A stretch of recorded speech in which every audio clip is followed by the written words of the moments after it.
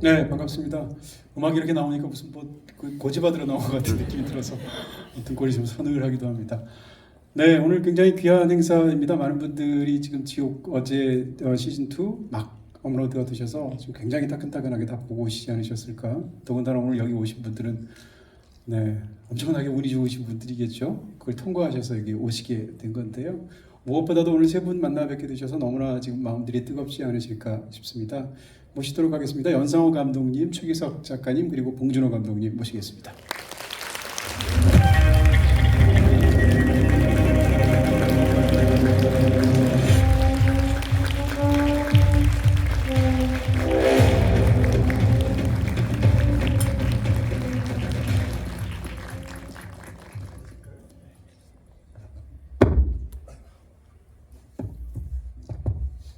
네, 지금부터 대략 지금 생중계가 되고 있는 것으로 알고 있고요. 1시간 반 정도에 걸쳐서 세 분과 함께 이런저런 영화 이야기들 좀 깊숙하게 드라마에 관한 이야기를 여쭤보도록 하겠습니다. 오늘 뭐 당연히 그런 것처럼 다 보시고 오셨으니까 또 듣고 싶으실 테니까 구석구석 특히 이제 스포일러를 안 할 수가 없을 것 같고요. 마지막 장면을 포함해서 진행하도록 하겠습니다. 자, 감독님부터 세 분 인사 말씀해 주시겠습니까? 연상호 감독님부터. 네. 안녕하세요. 예, 지옥 신2 연출한 연상호입니다. 반갑습니다. 네, 안녕하십니까. 지옥 원작 웹툰 공동저작자 최규석입니다. 네, 지옥의 광팬이자 이동진님의 오늘 보조 진행자로 출연한 봉준호라고 합니다. 네, 뭐 너무 든든한 자리이기도 하고 여기서 이렇게 얘기를 해서 너무 즐겁기도 합니다. 자, 좀 전에 말씀드린 것처럼 어제 이제 지옥 시즌 2 막 이제 전부 다 6부작이 올라와서 저도 이제 여기 오기 직전까지 이렇게 이런저런 것들 쭉 봤습니다. 감독님도 굉장히 좀 막 업로드된 상황이라서 이것저것 보셨을 것 같은데 어제 오늘 감독님 어떻게 보내셨습니까? 연상호 감독님부터. 네, 업로드된 이후에. 네네. 저기 배우분들 단톡방이 있는데 거기서 좀 이렇게 정보도 좀 교환하고 얘기도 좀 하고.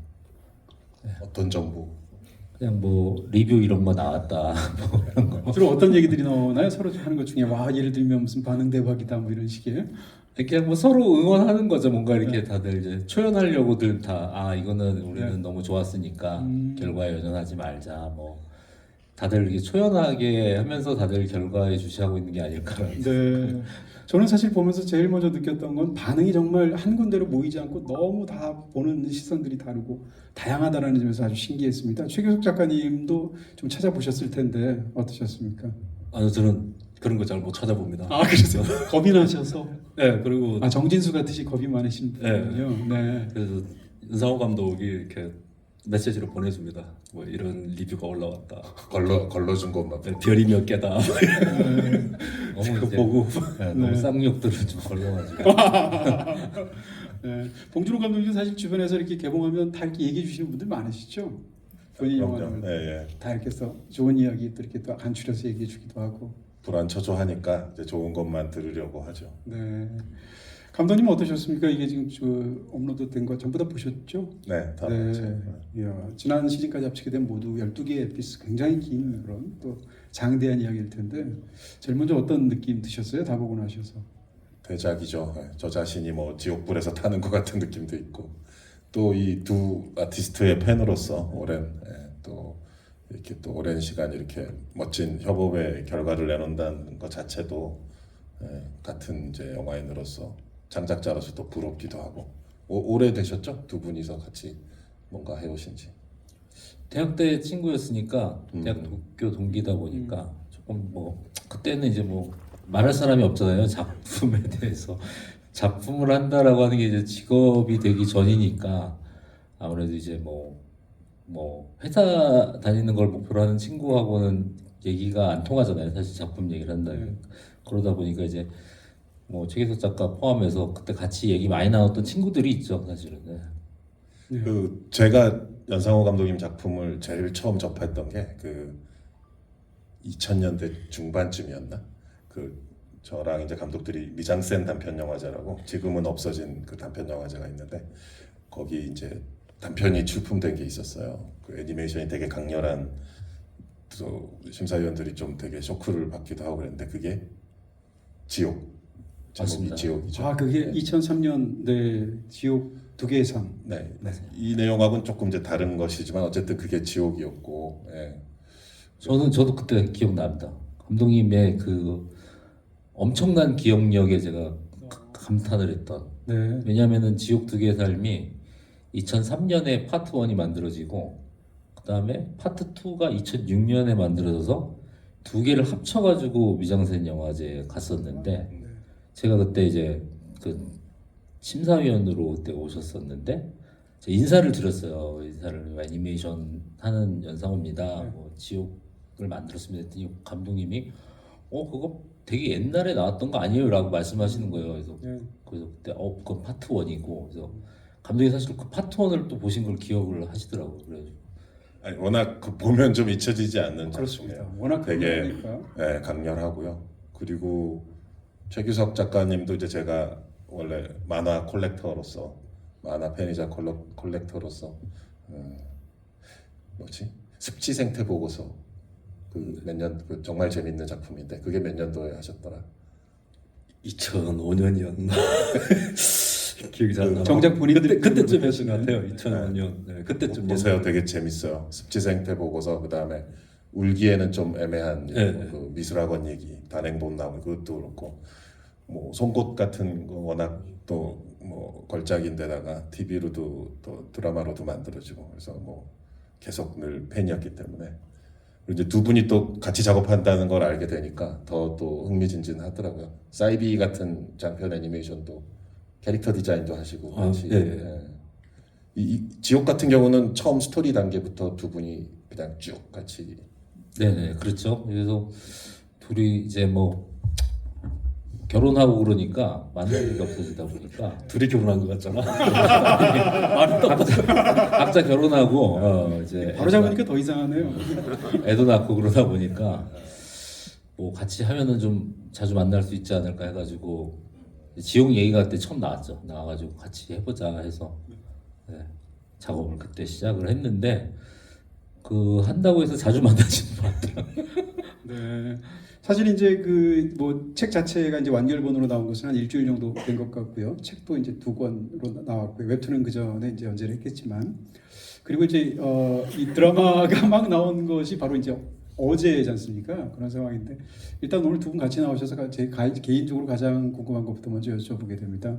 두 분이 같이 이제 각본가로 이름이 올라와 있으시고 원작도 처음에 같이 하셨었고 이럴 때 두 분 사이에서의 뭐라고 그럴까요? 이제 업무를 분담한다고 그럴까요? 협업을 한다고 그럴까요? 어떤 방식일까 궁금해집니다. 어떻게 하셨습니까? 예를 들어서 박찬욱 감독님하고 정석영 작가님이 같이 이 각본 쓸 때 둘이 바로 마주 앉아서 컴퓨터 각각 놓고 거기서 이렇게 치는 방식으로 서로 교정하면서 한다고 하거든요. 두 분은 어떻게 하시는지. 지옥 같은 경우는 그 둘이 이제 그냥 지옥이라고 하는 그냥 세계관 놓고 그냥 여기서 있을 수 있는 얘기들 어떤 일들이 일어날까 그런 얘기를 잡담을 좀 오래 나누는 편이고요. 예. 그러다가 뭐 좀 엮을 수 있겠다 싶으면은 뭐 역할이 좀 제가 좀 대본을 치고 나가고 이제 최규석 작가가 그 대본 제가 치고 나가는 거를 듣고 이제 뭐 이제 질문을 하기 시작하는 거죠. 이게 뭐 해결이 되냐 안 되냐부터 시작해서 네. 그런 식으로 작업을 좀 해왔던 것 같은데. 네. 그 생각은 어떻게 하는 거야? 그 생각은 어떻게 하는 거야? 이렇게 시연 있잖아 시연 세 명이 제일 궁금하죠. 사자가 딱 그거는 이게 최규석 오프닝부터 충격적인데 얘기 자체를 나누질 않았어요. 얘기를 나누지 않고 그때 최규석 작가 아이디어였던 것 같아요. 만화를 그리면서 이제 뭔가 제가 예전에 만들었던 애니메이션은 그 마무리 동작이 사실은 없었고 그냥 이렇게 막 때려 죽이는 그냥 난자를 하고 그게 끝이었는데 가죽을 베끼고 예, 예. 근데 이제 좀 마무리 동작이 좀 필요하지 않겠냐 해가지고 그리고 이제 타다 남은 형상의 이제 네. 그런 애매한 그 검게 탄 유골이 남잖아요. 그 느낌도 되게 섬찟한데 사실은 아무래도 그게 그 기적사자의 외형이나 그 마지막 포즈 같은 경우는 그 최기석 작가가 콘티를 짤 당시에 얘기를 했던 것 같아요. 이제 콘티를 짜다가 지옥사자가 등장하는 그림을 그리려고 하다 보니까 예전에 제가 만들었던 단편 애니메이션에서는 약간 쫄쫄이맨 같은 애들이 나왔었는데 시커먼. 맞습니다. 근데 이제 조금 뭐 이렇게 벌크업도 하고 마지막 자세 뭔가 마무리 동작이 필요하지 않겠냐. 이게 아무래도 이제 일종의 영상이잖아요. 이 만화 작업이라고 하는 게. 그러니까 이제 글 작업이랑 할 때랑 영상으로 생각을 하니까 좀 거기서 뭐가 더 필요한 아이디어들이 있었던 것 같아요. 근데 거의 대부분 최기석 작가가 그런 거를 하고 저는 사실은 그 단계 때는 별로 이렇게 뭐 그냥 그렇게 해라 그냥 뭐 그런 식으로 얘기했어요. 네. 사실은 이제 저 얘기를 연상호 감독님 하시는 말씀 들으니까 지금 떠오르는 건 Everything Everywhere All at Once를 두 감독이 하셨잖아요. 물론 이제 연출을 하신 건 아니시지만, 근데 두 감독이 어떻게 업무 분담이 됐는가를 제가 보고 인상적이었는데, 데니얼 콴 감독이 연상호 감독님처럼 막 치고 나와서 아이디어 막 내고 이렇게 하면 그 뒷수습을 다 데니얼 샤이너트 감독이 한대요. 이렇게 두 사람 성격 자체가 너무 이제 가장 상보적으로 잘 맞는다고 할까? 그 최규석 작가님은 그런 과정에서 아무래도 질러놓고 이렇게 나오고 하면 뒷수습도 하셔야 되고 또 더 정교하게 만드셔야 되고 또 그림체로 또 그려내야 되고 이제 만화의 경우에요. 그런 일들이 협업이 어떻게 느끼셨습니까? 사실 협업이라고 보기는 좀 힘들고요. 연상호 감독이 대부분 하고 하청인가요? 그러면 저는 이제 이렇게 응원을 하죠. 네. 잘한다. 계속해라. 네. 일단 협업을 하기에는 네. 둘의 일의 속도가 너무 달라요. 아, 네, 뭐 네. 다들 예상하시겠지만은 네. 일단 일의 속도가 굉장히 빠른 그런 창작자고요. 연상호 감독이라고 하는 사람이. 네. 그리고 제가 볼 때는 그 20대 때의 그 뇌 속도를 계속 유지하고 있는 것 같아요. 그게 어떻게 가능하죠? 조금 전에 담배 피러도 갔다 오셨는데. 그게 저도 신기한데 그 20대 때 뭔가 계속 새로운 아이디어를 떠올리고 할 때 그 속도라는 게 이제 창작자들이 나이가 들면서 점점 옛날만큼 아이디어가 잘 안 나오는데라는 느낌이 있잖아요. 근데 그거를 전혀 안 겪는 것 같아요. 지금도 그 속도가 굉장히 빨라요. 그래서 맞아요. 저뿐 아니라 그 영화계의 다른 감독들도 되게 신비롭게 생각하는 그 작업의 그 생산력 같은 것들이 놀라워서 뭐 표현을 하셨지 벌써? 가만 있어봐. 부산행, 염력, 반도, 정의, 그 다음에 또 뭐 방법 제차이처럼 본인도 다 기생수도 있었죠. 네, 기생수 뭐 그래서 숨겨놓은 쌍둥이 동생이 있는 거 아닌가? 두 명이서 하고 있는 거 아닌가? 아, 어떻게 혼자 이걸 다 저도 일을 해본 사람 연상호 세븐틴 아닐까요? 그래서 지금 우리가 보고 있는 건 연상호 17번째 연상호를 보는 게 아니, 아닐까요? 네. 네, 그런 한 3시간 자요? 잠을? 어떻게 하는 거예요? 10시간 전 하루에 한 8시간 낮잠도 한 2시간 네, 통화하면은 뭐 하냐 하면 자다 일어나. 더 놀랍네요. 그럼. 이런 영화들을 주로 위로 만드시잖아요, 디스토피아에. 근데 제가 너도 궁금해서 지난번 한번 뵀을 때 물어봤더니 악몽도 안 꾸신대요. 그러니까 정말 어떻게 생각하면 네. 그냥 저는 제 능력 중에 하나가 자고 싶으면 5분도 안 돼서 잠드는 능력이 있습니다. 어디서든 그냥 자야겠다 그러면 바로 코드 뽑히는 것처럼 바로 코 고면 자요. 진짜로 말하다 보니까 점점점 더 로버트 패틴슨 같다는 생각이 들기도 하네요. 자꾸 근데 실례지만 이건 대답 안 하셔도 상관없는데 교회 다니시나요? 두 분? 종교가 있으신지? 규석이는 천주교 신자인데 제가 알기로는 안 간 지가 굉장히 오래된 냉담자입니다. 네네네. 밥 먹을 때 기도는 합니다. 저 같은 경우는 코로나 때 조금 이제 있는데 코로나 끝났는데 아직 돌아가질 못하고 있습니다. 교회. 이게 교회. 그 사실은 이제 저는 이제 지옥을 굉장히 좋아합니다. 이제 직업적인 이유로 그 OTT 뭐 넷플릭스를 포함한 데서 올라오는 드라마를 다 챙겨보지는 못하는데요. 근데 지옥을 1편을 봤을 때 압도적인 느낌을 제가 받았었고요. 이번 2편에서도 이제 저 1편에서 저렇게까지 했는데 무슨 얘기가 있을까 했는데 부활이라는 얘기로 또다시 이제 확장을 해서 무척이나 흥미로운 이야기를 보여주셨습니다. 제가 이제 질문 드리고 싶은 것 중에서 가장 첫 번째는 이야기 자체에 대해서 이제 좀 이따 여쭤보겠습니다만 시각적인 부분에 관해서 먼저 좀 여쭤보고 싶은 생각이 있는데요. 봉준호 감독님께서 조금 전에 그 시연에 관한 이야기를 했습니다만 그 고지랑 시연을 영화적으로 구현을 한 것 자체가 저는 이제 너무 흥미롭고 놀라워서 그걸 먼저 하나씩 여쭤봅니다. 감독님도 사실은 괴물 만들 때 캐릭터 디자인이라는 게 너무 중요했었지 않습니까? 네, 시간도 많이 걸리고. 네, 그랬을 때 감독님이 그런 경험도 있으시고 더군다나 이번 영화를 보시면서 그 지옥 사자, 그 저승 사자의 캐릭터 혹은 고지를 하는 그 인물을 천사로 설정이 되어 있는데 전혀 천사로 안 보이잖아요. 그 두 캐릭터 같은 걸 어떻게 보셨는지 좀 여쭤봅니다. 아니 봉준호 감독님한테 여쭤봅니다. 저한테 오늘 그냥 진행으로 대충 하고 가시려고 하는데 안 됩니다. 답변하셔야 됩니다. 일단 그 단어적으로도 재밌어요. 고지, 시연, 또 의도 이렇게 간결하고 짧은 두 글자 단어들로 영화의 핵심되는 그 컨셉트들이 딱딱 그 집중해야 될 지점들이 딱 방점이 찍혀 있는데 그 느낌도 재밌을 뿐더러 특히 시연이 시작될 때 그 이상한 두려움과 또 흥분감, 그러니까 그거를 자세히 보고 싶은 막 그런 마음과 또 두려워서 피하고 싶은 두 가지 마음이 이상하게 같이 들잖아요. 근데 결국은 항상 이렇게 그 첫 번째 들려오는 그 서브우퍼를 울리는 쿵 소리 있잖아요. 네, 그 소리가 딱 들렸을 때 그 피가 확 역류하는 것 같은 그 흥분감 같은 게 있는데 그래서 그 시연이 되게 두려우면서도 기다려지는 그런 이게 없잖아요. 이런 다른 영화나 그 어떤 뭐 만화건 텍스트에서건 되게 독창적인 부분인 것 같아요. 그래서 아까 여쭤봤던 거예요. 제일 처음 그 시연이라는 뭐 아까 제가 사실 자세를 여쭤보려고 했던 게 아니라 그 시연이라는 그 아이디어 자체에 대해서 거기서부터 이 모든 스토리가 시작된 거 아닐까라는 추측도 해봤고 그런데 아까 감독님 말씀을 들어보니까 오히려 이렇게 추상적인 개념이 지옥에 대한 개념을 갖고서 뭐 어떤 일이 벌어질 수 있지라고 풀어내셨다고 하니까 좀 약간 놀랍기도 하고 뭐 그랬었어요. 그거는 사실 시연은 그 저희 단편 애니메이션에서 그 약간 그 막 고문하고 하는 장면이 있었는데 사실 그거를 좋아했었죠 최기석 작가가.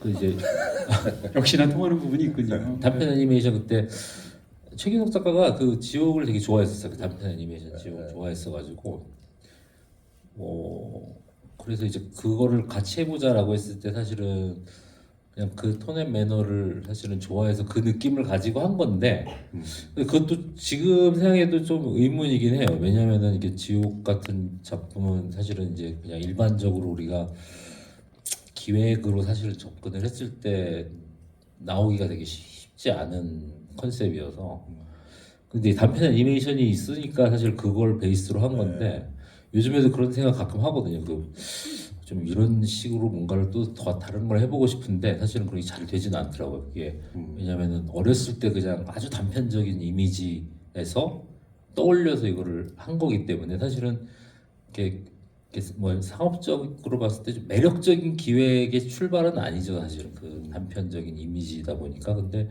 어떻게 우겨서 하다 보니까 여기까지 오게 된 건데 근데 다시 이런 걸 해보고 싶다라는 생각은 있는데 그게 잘 안 되더라고요. 그게. 어쨌든 그 영화에 이제 화면에 나오는 그 천사 사실은 저승사자 그 피규어가 나온다면 저는 되게 갖고 싶은데 그 디자인이 갖고 싶으세요? 어제 방에 세워놓고 싶죠. 근데 되게 매력적이고 특히 결 이렇게 뭔가가 핥히고 간 것 같은 게 결이 이렇게 뭐 꽈배기처럼 이렇게 막 있잖아요. 그리고 왜 셋일까? 둘이나 넷이 아니라 뭐 그런 거 뭐 두 분이서 얘기 많이 했을 것 같은데. 원래는 사실 3명은 아니었어요. 3명 아니었고 다수라는 설정인데 그러니까 이제 아무래도 그 폭력성이라고 하는 게 한 명한테 이제 가해지는 거다 보니까 다수의 느낌? 둘러싸서 이제 이렇게 멀매를 때리는 느낌인 건데 근데 이제 처음에는 3명이 아니었고 그냥 다수 뭐 4명일 수도 있고 아니 원작에서는 그 5명 됐죠. 지옥 사자가 사이즈가 작다 보니까 집단 폭행이라는 느낌이 나려면은 뭐 대여섯 명 이렇게 나올 수가 있는데 둘러싸야 한다는 네. 느낌이 중요한 거죠. 네, 시각적으로. 그렇죠. 그러니까 정말 그 무력한 그 대상을 놓고 거의 압도적인 폭력을 행사하는 그런 이미지여야 되는데 이게 만화로 하면서 이제 사이즈를 좀 키웠단 말이에요. 엄청나게 큰 애들이 나오니까 이게 여러 명이 오면은 이렇게 뜯어먹을 게 없는 거예요. 셋만 있어도 꽉 차는 거. 네. 막 서로 때리려 그러면 너무 불쌍해 보이는 상황이 되는 거죠. 그래서 3명 정도면 특별하지 않나.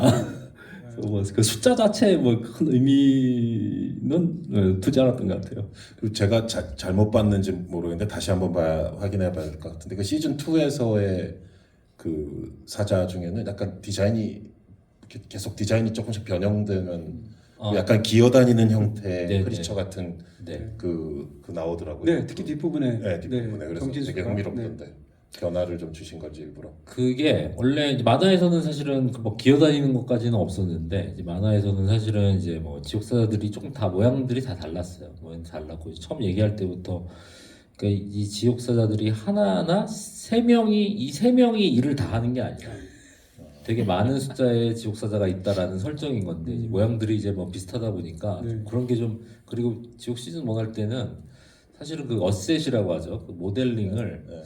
이렇게 하나를 가지고 이렇게 조금씩 수정을 하면서 그걸 만들다 보니 효율적으로. 예, 사람들이 이렇게 같은 다르다는 걸 모르는 거예요. 근데 신투가 나올 때는 사실은 뒤에 엔딩에 이제 뭐 우리 정진수의 그 변이도 있고 해가지고 이게 다르다라는 게 확실히 인식이 돼야 되는데 그래서 이제 좀 과감하게 좀 변화를 줘보자 했던 그 아이들이 계속 똑같은 친구들이 이렇게 출장 오는 게 아니다. 그쵸 그쵸 순번을 돌아가면서 이렇게 맞아요. 예. 더 많이 있다 걔네들이 그런 어떤 느낌이. 친구는 2번 나가고 파트너도 다 다를 거 같고 네. 네, 그렇겠죠. 어차피 마지막에는 이제 심지어는 300만 명을 대량 고지를 했는데 그걸 한꺼번에 걷어들이려면 숫자가 많아야겠다 이런 생각이 들기도 하고요.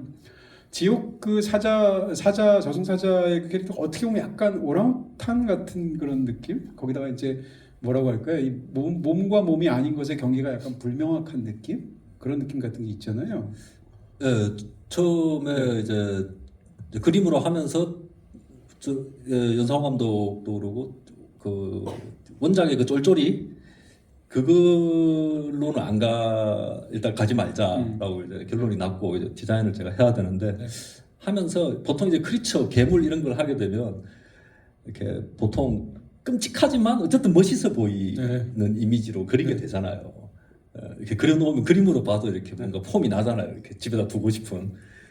근데 최대한 좀 그냥 안 멋있고 막 형태 자체가 불분명한 그런 비주얼이면 좋겠다 싶어가지고 그래서 그 결도 이렇게 비정형의 계속 유동적인 그런 결을 저는 상상하면서 그렸는데 뭐 그것 때문에 고생을 많이 하긴 했죠. 결과적으로 그것 때문에 좀 아름다워요. 그 결 때문에. 아 그런가요? 일반적인 아름다움은 물론 아니지만. 저는 죽을 뻔했습니다. 저승사자가 나올 때마다 이걸 이렇게 그리고 있으니까 많이 안 나와요 근데 그거 하나 그리는 게 사람 10명 그리는 것보다 더 오래 걸려. 지금 그 저승사자에 관한 분 말씀하셨는데 사실은 저는 솔직히 얘기하면 저승사자보다 천사가 더 무섭거든요. 저는 거대한 얼굴이 갑자기 더군다나 이제 저승사자는 예고가 돼 있지 않습니까? 언제 몇 시에 너가 이제 지옥에 간다라고 하면 더군다나 시연이라는 것을 사람들이 다 본 상황에서 그 순간이 되면 저 저승사자가 셋이 와서 나를 다구리 말고 뭐라고 그러죠? 집단 린치를 가해서 죄송합니다. 그런 표현은 삐 삭제해 주세요. 집단 린치를 한 다음에 이제 그 데려가는 거니까 어쨌건 너무 무섭지만 예상이 되는데 당하는 사람 입장에서 봐도 고지는 그냥 처음 순간에 누군지도 모르게 갑자기 누구야 한 다음에 이렇게 하게 되지 않습니까? 여쭤보고 싶은 건 그 고지를 할 때 그 천사가 고지하는 그 시각적인 부분, 그 다음에 고지하는 내용에 관한 부분이 딱 그냥 시간만 이야기를 하고 그 다음에 이름 부르고 그 다음에 지옥에 간다는 항상 똑같으니까 그렇게 고지한단 말이에요. 근데 또 재밌는 건 이번에 시즌 2에서는 사실상 이 천사 말고도 어떻게 보면 고지를 한다고 보는 인물이 하나 더 있어요. 이게 바로 박정자. 근데 박정자가 예언을 하지 않습니까? 무슨 봉황이 보인다라는 식으로. 근데 박정자는 마지막 순간을 이미지로 이야기를 해주는데 그게 시간을 말해주지 않죠.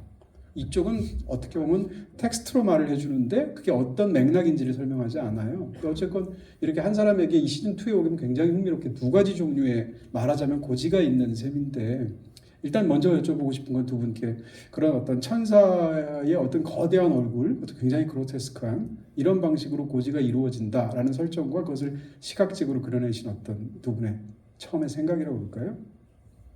원작과 또 다르잖아요. 그렇죠. 그 원작과 만화랑 다르죠. 영화 화면에서 이제 그 모습이 좀 다른데 또 애초 애니메이션에서는 또 굉장히 달랐잖아요. 거긴 또 얼굴만 나오는 게 원래는 아니고. 처음에는 애초에 애니메이션 같은 모양을 생각을 했는데 이제 최계석 작가가 그거 말고 좀 더 나은 게 없을까 얘기를 하다가 그냥 뭐 거대한 얼굴이면 어떨까 뭐 그런 얘기가 나왔는데 이제 그거를 이제 처음에 그렸던 거죠. 이제 그렸는데 이제 거기 만화에서 보면은 좀 이렇게 머리도 뭔가 이렇게 여자 같은 느낌이라고 해야 되나? 근데 그게 좀 자신이 없었어요. 그게 그대로 실사화됐을 때의 그 이미지가 어때 보일지에 대한 자신이 없어서 사실은 그 이제 그 이미지를 좀 뭐 실사화됐을 때 이질감이 없을 수는 없지만은 좀 뭔가 그냥 만화에서는 그냥 사람 얼굴이 그냥 이렇게 나오는 건데 그게 자신이 없더라고 이게 실사랑 붙었을 때 어떤 이미지가 나올지 그래서 좀 이제 거대한 얼굴인 것만 유지를 하게 됐죠. 목소리는 어떻게 하신 거예요? 그 약간 여성 남성 목소리가 섞인 듯한 느낌도 있고 되게 기묘하던데 그 목소리가. 약간 세대 목소리라고 그럴까? 이렇게 싹 이렇게 말하는. 그게 이제 되게 여러 가지 사운드 팀에서도 상당히 애를 많이 먹었는데 이제 어떻게 해야 되냐는 논의가 있었고 그거 이제 일단은 저기 우리 시즌 1 때는 이제 정지소 배우가 목소리랑 뭐 모션 같은 거를 좀 따줬었는데 네 근데 그 목소리 가지고 사운드 팀에서 되게 여러 가지를 했어요. 되게 여러 가지를 했었는데 이제 뭐 사실은 이게 천사가 남자냐 여자냐부터 굉장히 이제 설왕설래가 많았는데 이제 결과적으로는 그냥 이도 저도 아닌 목소리로 하자 해가지고 그렇게 됐던 것 같아요. 봉준호 감독님께 그런 질문 드리고 싶습니다. 이제 보다 보면 어떤 새로운 배우를 감독님 입장에서 이제 발견하는 느낌이 있을 수도 있고 관객으로서 즐기는 그런 느낌이 있을 수도 있을 텐데 시즌 2에서 이 배우들 연기들 보시면서 어떤 생각하셨는지 뭐 특정일 얘기하시면 되고요. 뭐 모든 배우들이 다 너무 훌륭하고 그 사실 영화 속이 영화가 가진 되게 빠른 속도감과 또 되게 극단적인 또 설정들을 배우들이 이렇게 온몸으로 소화해내야 되는 경우가 많은데 배우들이 다 너무 멋지게 너끈하게 그걸 잘 해주시는 부분들이 인상적인데 특히 들어오기 전에도 잠깐 얘기 나왔는데 김성철님, 네. 그 1편에 있었던 이제 그 정진수 역할 유아인 배우의 어떤 피치 못할 사정으로 인해서 이제 투입되게 되신 거지만 그 본인이 얼마나 부담이 크겠어요. 그렇지만 또 너무 이렇게 또 다른 느낌으로 그냥 또 자기 자신의 또 자신만의 또 정진수에 대한 어떤 해석으로 되게 멋있게 그 옛날에 이거 좀 경우는 다르지만 이제 양들의 침묵에서 이제 조디 퍼스트가 이제 뭐 엄청난 이제 호평을 받고 막 상도 받고 난리가 났었는데 그 속편 한니발에서 이제 그 이러저런 사정으로 이제 그 역할을 이제 조디 퍼스터가 이제 그게 성사가 안 되고 줄리언 무어가 하게 됐을 때 뭐 그 줄리언 무어가 무슨 제가 얼핏 봤었는데 인터뷰에서 막 그런 말을 했었던 기억이 나요. 영화 시작한 지 10분 안에 조디 퍼스터를 잊게 해주겠다. 뭐 이런 그런 말을 했어요. 근데 줄리언 무어도 대배우인데 그러니까 그렇게 좀 긴장되고 그러는가 봐요. 또 배우 입장에서는 이미 그러니까 그런 사례들이 좀 있잖아요. 그 다크나이트와 그 다크나이트 라이즈에서 그 여자 캐릭터 역할도 이제 그런 경우들이 있는데 그 김성철 배우님이 짊어져야 될 어떤 부담 같은 게 있었을 텐데 또 정진수라는 엄청나게 중요한 역할인데 그거를 거뜬히 해내는 그 모습이 되게 인상 깊었고 역시 무엇보다도 우리 문근영님의 막 뭐랄까 이 배우들의 어떤 가지고 있는 뭐라 그래야 되지? 광물로 치면 뭐라 그러죠? 그거를 땅 속에 쳐져 있는 뭐 원석이라기보다는 그 채굴량 뭐라 그래야 되나? 매장량. 근데 그런 게 어마어마한 이제 재능과 에너지와 이런 것들이 어마어마하게 매장량이 있는데 우리 감독과 프로듀서들이 게을러서 조금씩밖에 그것을 보물들을 못 케어내고 있는 것이 아닌가라는 항상 그 자책감이 들 때가 많은데 이번에 연상호 감독님이 도대체 어떻게 그 캐스팅을 생각하셨는지 먼저 되게 놀라운 캐스팅의 정말 아이디어였던 것 같고 막 거의 화산이 폭발하는 걸 목격한 느낌이었어요. 이 배우가 이렇게 할 수 있다라는 왜 이런 생각을 못했을까. 저도 감독으로서 그런 너무 멋졌고요. 그 완전히 그 점점 광신도가 되어가는 역할이고 이제 그 시연에 이제 막 뛰어들어가지고 특히 그 한쪽 팔이 이렇게 불탄 다음에 그 팔을 들고 막 소리치는 장면이 있어요. 거기선 막 약간 그때 되게 감동적이면서 문근영 배우님에 대한 완전히 우리가 새로운 시각을 가질 수 있을 것 같은 그런 생각도 들었고요. 약간 영화 외적으로 약간 이탈돼서 그 소리 지르는 그 순간이 막 그 배우로서 그동안 자기를 짓눌러온 여러 가지 부담과 뭐 국민 여동생부터 해서 그 모든 것들을 다 격파해 버리면서 막 이렇게 해방되는 그런 순간처럼 저 혼자 좀 괜히 과몰입했나 봅니다. 어쨌든 근데 하여튼 너무 강렬했었어요. 그 펄프 픽션에서 뭐 존 트라볼타가 그렇게 나왔을 때라든가 영화사적으로 그런 순간들이 있잖아요. 네. 우리가 전혀 예상 기대치 못했던 배우의 어떤 놀라운 순간을 목격하게 되는 그런 어떤 순간이었던 것 같아요. 네, 말씀해 주신 것처럼 사실은 어제 오늘 그 배우 얘기 중에 제일 많이 나오는 얘기가 지금 죄송합니다. 문성근 배우님이 왜 나오신 거예요? 네. 아니 여기 또 문소리님도 있어가지고 문 배우님 너무 많아가지고요. 죄송합니다. 네, 문송합니다. 네, 제가 문과라 가지고요. 그 문소리 배우님도 그렇고 지금 말씀하셨던 제일 얘기가 많이 나왔던 건 당연히 문근영 배우님이신데 저는 사실은 이 드라마를 좀 일찍 봤거든요. 일찍 봐서 솔직히 말하면 한 5초 몰랐어요. 처음에 보고도 문근영 씨인 줄 몰랐습니다. 그럴 정도로 가만히 있어봐 문근영 씨인가 이래가지고 깜짝 놀랐던 기억이 있는데 문근영 배우님도 그렇고 이제 문소리 배우님도 그렇고 또 이제 그 문근영 배우님이 이제 지원으로 나오는데 또 이 천세영으로 나오는 또 남편인 임성재 배우님도 또 이 전반부에서 굉장히 중요한 부부 역할을 하시지 않습니까? 이 나머지 또 배우들에 대해서는 두 감독님하고 작가님 어떻게 느끼셨는지. 박정민 씨도 또 너무 네네. 좋았던 것 같고요. 네, 임성재 배우님이나 최규석 작가님 말씀하셔도 되고요. 네. 뭐 보시기 저는 어떠셨는지. 네. 일단 만화가다 보니까 그냥 그 영상화된 걸 이렇게 보고 있으면은 그냥 부러워요. 네. 스스로 움직여주니까. 그것도 있지만 그렇게 하면 너무 만화가는 그래야 되는데. 네. 근데 저도 하면서 이렇게 막 뭐 어떤 표정이라든가 뭐 이런 연기하는 거라 이런 걸 이렇게 수많은 경우의 수를 따져가면서 이제 그린단 말이에요. 그리는데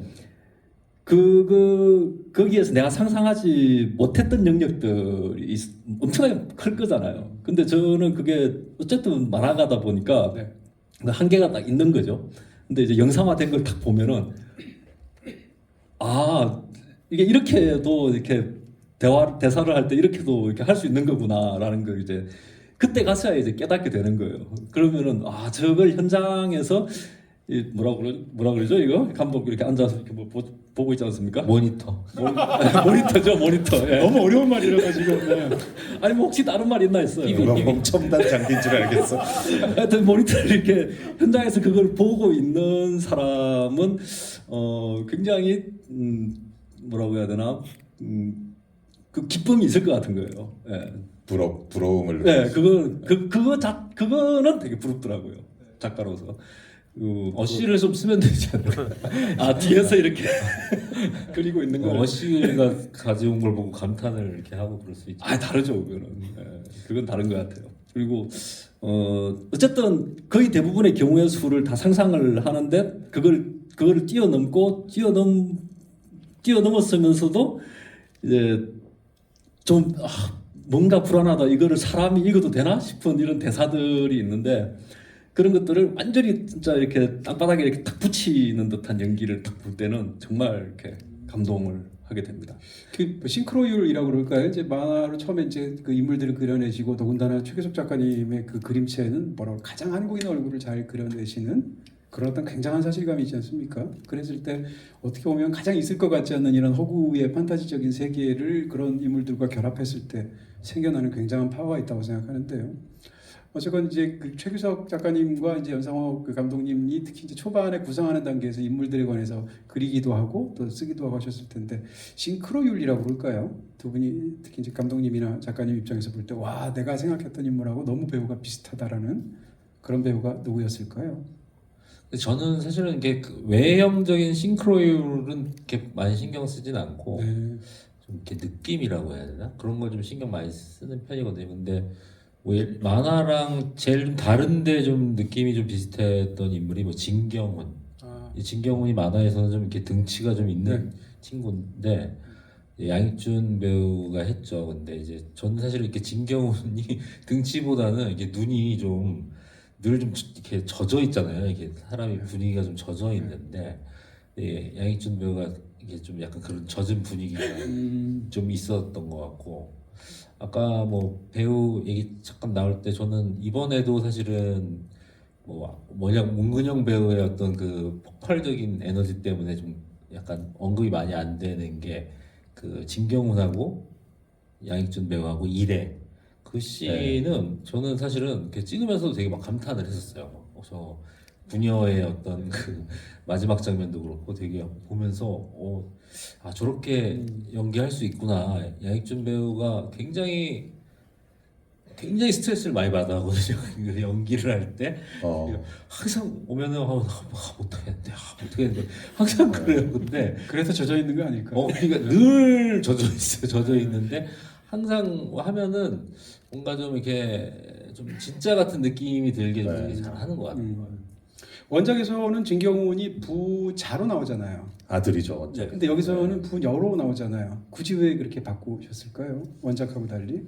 그때 시즌 1 때 사실은 그 뭐라고 해야 되나 그 이제 규석이 이제 농담 삼아서 이제 규석이는 아들이 있고 저는 그때 딸로 지금 이제 아들 딸 다 있습니다만 그때 당시만 하더라도 딸밖에 없어가지고 아 감독백으로 바꾸신 거군요.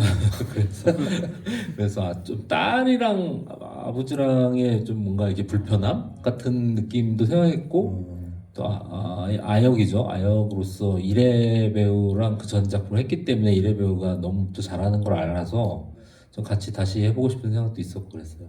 이래 배우님이 지금 아직 고등학생 아니 이제 대학생. 대학생이 근데 저기 엄마의 살해범을 이제 이렇게 납치하고 또 이제 약간 그 뒤에 무시무시한 장면이 이어지잖아요. 그 화장터 같은 거기서 몇몇 장면에서 되게 잊을 수 없는 표정 연기가 나오더라고요. 그동안 이를 갈듯이 쌓여온 복수심과 이제 또 그렇지만 어린 나이에 이렇게 사람을 그렇게 한다는 거에 대한 공포감과 고통과 이런 게 얼굴이 되게 막 일그러지는 이런 장면이 있는데 와 어떻게 저런 되게 좀 놀라운 순간들이 있었어요. 그 찍으실 때 어땠어요? 그때 이제 저도 고민은 했는데 사실은 이제 뭐 이렇게 너무 이제 바보 같게도 사실은 이제 일회 배우한테 뭔가 이렇게 좋은 디렉션을 줘야 되는데 그냥 뭐 울면서 웃을까? 그냥 뭐 이런 식으로 네. 그 정도 얘기하면 그렇게 그렇게 나와요? 하더라고요. 간결하게 말씀하셨고 뭐 그래도 그냥 뭐 한번 웃어볼까? 그냥 웃으면 어떨까? 뭐 이런 얘기를 하면은 이제 굉장히 그거를 되게 깊이 오래 생각한다는 느낌을 받았어요. 왜냐면은 늘 그런 이상한 그 우는 것만에 집중하기도 힘든데 갑자기 웃으라고 하면은 그게 어떤 뭔가 준비가 힘들잖아요, 사실은. 그러니까 그렇게 좀 간단하게 얘기를 하면은 되게 오랫동안 좀 그거에 대해서 되게 오래 생각을 하고 뭔가 이게 했던 기억이 나고 이번에도 사실은 이제 거의 뭐 죽어가는 인물이었는데 죽어가는 인물에 대해서도 사실은 제가 좀 이래 배우한테 감탄하는 거는 사실은 이게 이제 말을 잘 못해가지고 항상 그런 얘기를 해요. 이게 죽어가는 것에 대해서. 그러니까 보통 이제 죽어가는 사람들이 하는 연기 있잖아요. 야, 뭐 이런 연기인데 그거는 아닌 것 같다. 근데 뭔가 이렇게 막 그 정도 얘기하면은 굉장히 또 오랫동안 생각을 해서 오늘 이번 시즌 때도 되게 좀 뭔가 기묘한 느낌들을 좀 만들어냈던 것 같아요. 그게 참 배우로서 되게 재능이 대단하신 것 같더라고요. 이게 시각적으로도 사실은 이 시리즈 드라마가 이제 탁월한 부분이 있지만 그 이야기도 저는 굉장히 독창적이라고 생각하고 근데 배우 입장에 보면 굉장히 어려울 것 같다는 생각을 합니다. 왜냐하면 사실은 관념적인 대사들이 굉장히 많고요. 또 관념적인 대사를 이제 길게 늘어놓기도 하고 인물마다 자기가 만들고 싶어하는 세상이나 원칙에 대한 어떤 관념들을 갖고 있어서 어떻게 보면 이 드라마의 어떤 그 상황 자체가 말의 재난 영화 같은 느낌이 있거든요. 언어의 재난 영화라고 할까요? 그런 측면에서 배우들 입장에서는 사람 움직이는 그냥 생생한 뭐 커피 갖다 줄래 이런 대사가 아니라 막 더군다나 이제 문소리 씨 같은 경우에 엄청난 얘기를 막 해야 되잖아요. 이런 것을 소화하는 부분에 대해서 어려움들이 굉장히 많이 느끼시지 않았을까? 어떠셨나요? 문소리 선배님 정말 많이 어려워하셨어요. 그래서 저한테 도대체 이게 무슨 얘기 무슨 얘기냐 이게 그럴 수 있죠. 네. 그런 얘기를 되게 하셨는데 제가 답을 되게 잘 못 드리고 그냥 글쎄요 무슨 얘기일까요 이게 그렇게 말하면 또 그렇게 나오는군요. 네, 그렇게 얘기를 하다가 그 촬영 날 그날 좀 얘기를 드리는 것 같아요. 촬영 날 그냥 그 전에 이제 물론 선배님이 이 얘기 뭐 대사 중에서 이런 게 꼭 필요하냐 안 필요하냐 이런 얘기 의견을 많이 주시는데 거의 이제 슛 들어가기 직전에 이제 급하게 선배님한테 선배님 슛 들어가기 직전이 되니까 여기가 중요한 것 같습니다 이렇게 말씀 그제서야. 네. 그러면은 네. 이제 문소리 선배님이 아니 그거를 왜 언제적부터 물어봤는데 그걸 지금 얘기하는 저희가 뭐냐라고 얘기를 하시는데 근데 굉장히 잘하세요. 그거를 어떻게 보면은 촬영하는 대사 하시는 걸 보면서 아 그렇지 내가 저 얘기를 하고 싶었지 라는 게 느껴져요 제가.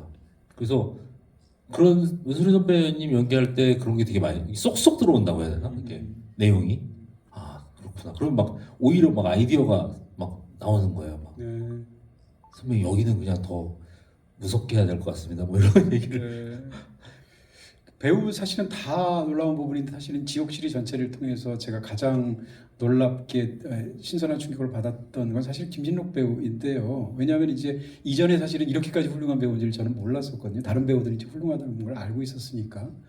1편에서보다 김진록 배우의 어떤 뭐라고 그럴까요? 이야기에서의 비중이 대폭 늘었다라는 생각이 들고요.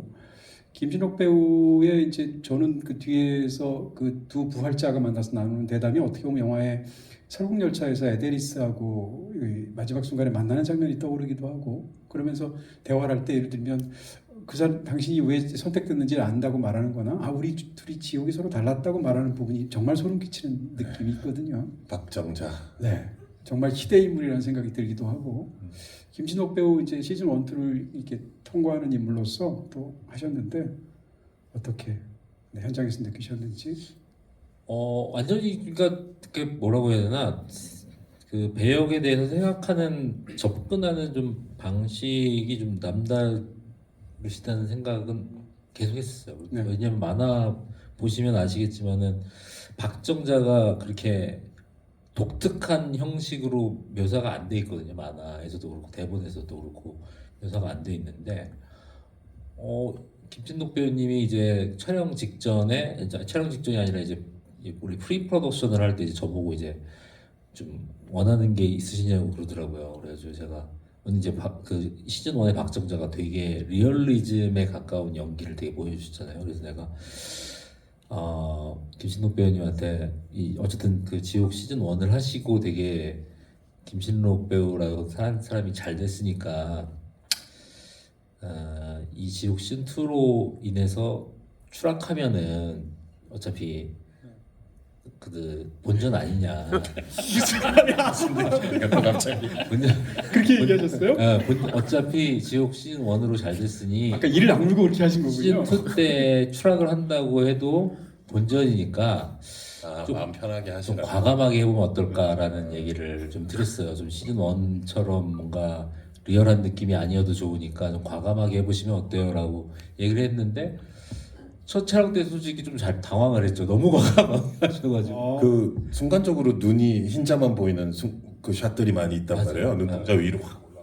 네. 그 컴퓨터 그래픽이 아니죠? 아니에요. 그래서 본인이 하신 거죠? 깜짝 놀랐어요. 좀 걱정되죠. 그 안과 아니 그거를 되게 위험하거든요. 그걸 반복적으로 하면요. 그게 나중에 물어봤는데 그게 이제 보는 거예요. 그 사람의 뭔가를 보는 거예요.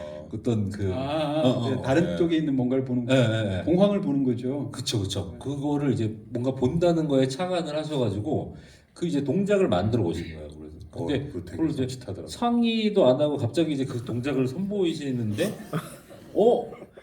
이거가 내 의도가 이게 맞나라는 생각이 들다가 새 의도예요, 새 의도. 그러다가 뭐 내 의도가 뭐 이렇게 중요하냐라는 생각이 드는 거죠. 되게 섬찟했어요. 그래서 처음 그 부활해서 이제 그러네요. 다시 나온 뒤에 막 그 지옥에서의 경험을 얘기해 달라고 막 하면서 물어봤어요. 확실히 그 어떤 뭐 김진덕 배우님 보면은 그 부활 때도 사실은 이게 부활했을 때의 움직임 같은 거 있잖아요. 그런 동작 같은 것도 그렇고, 그러니까 이제 사실은 대사하고 움직임 이런 것까지 같이 생각하시는 것 같아요. 이게 그 어떤 얼굴 표정까지 포함해서 일종의 자기의 몸을 어떤 식으로 운영을 할 것인가, 뭐 대사 포함해가지고 그런 거를 되게 생각을 하시고 그대로 이제 그 어떤 뭐라고 해야 되나 그 오차가 없는 거죠. 사실은 자기 몸을 컨트롤하는데 좀 오차가 없는 느낌, 그런 느낌들을 많이 받았어요. 좋은 배우님들이 항상 보면 다 신체를 장악하는 능력이 대단하죠. 네. 마이클 파스벤더도 그렇고 뭐 한국에서 많이 그런 분들이 있지만 놀랍더라고요 보니까. 저도 너무 당황스러워서 이건가? 오케이를 못 내겠더라고요. 그래서 이거는 오케이 아니면은 이제 가서 배우와 길게 얘기를 나눠야 되는 상황. 그랬는데 네. 오케이를 했죠.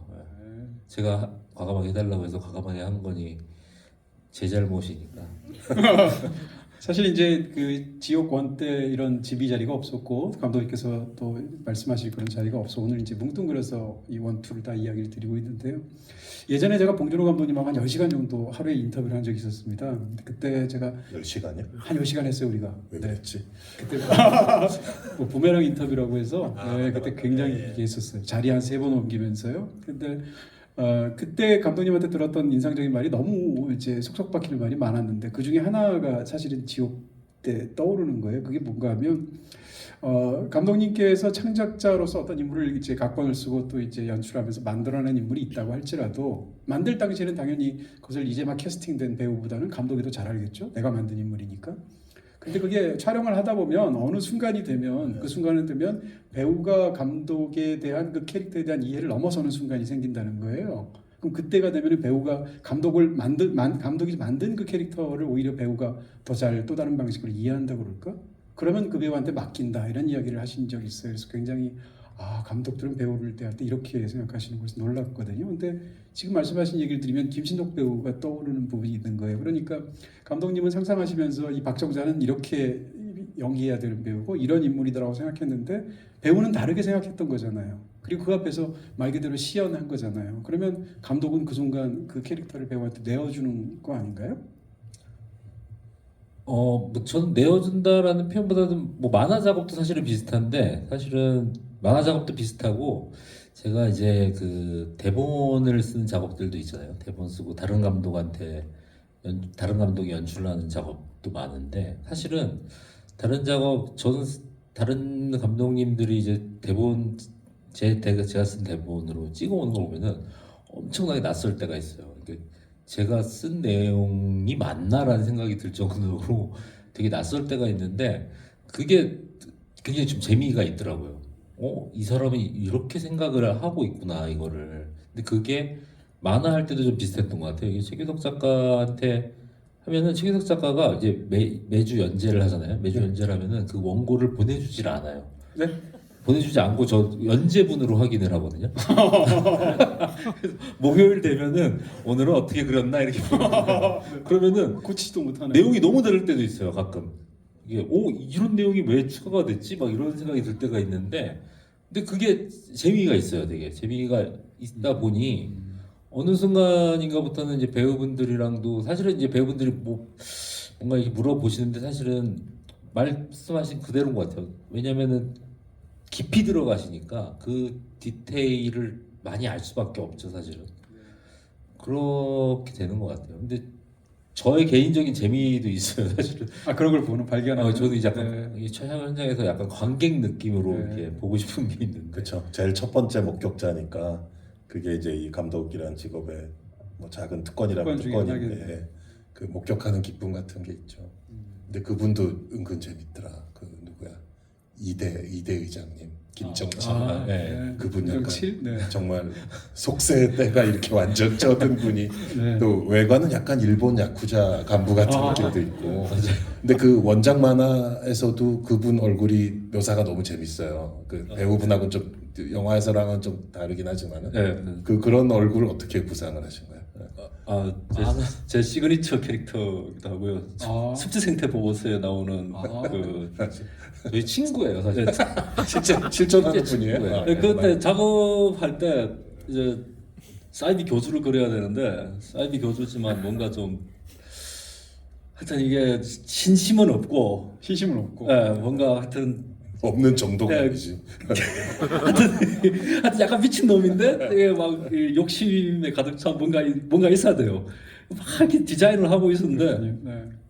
옆자리에 그 친구 앉아 있었거든요. 아 우연히도. 옆 책상에서 그래서 네. 그런 걸 그리면 되겠구나. 그래가지고 뭐 초상권으로 뭐 짜장면이라도 한 그릇 사주셨습니까? 어떠셨습니까? 그냥 그 쓰겠다고 말은. 친구가 엄청 많이 나와요. 규석이 많아요. 습지생태 보고서라는데 공룡둘리에서 나왔었고 공룡둘리에서도 나오고 외기적이 나옵니다.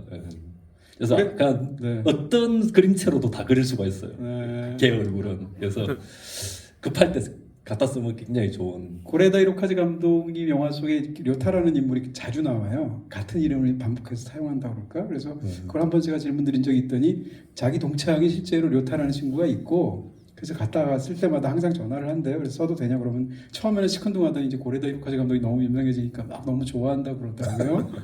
그 김정칠 캐릭터로 나오는 친구는 나올 때마다 굉장히 좋아하시죠. 요즘은. 아니 그 뭐야 SNS 그 프로필도 그럴 줄 알았어. 연재가 나가기도 전에 이미 스포일링을 하는군요.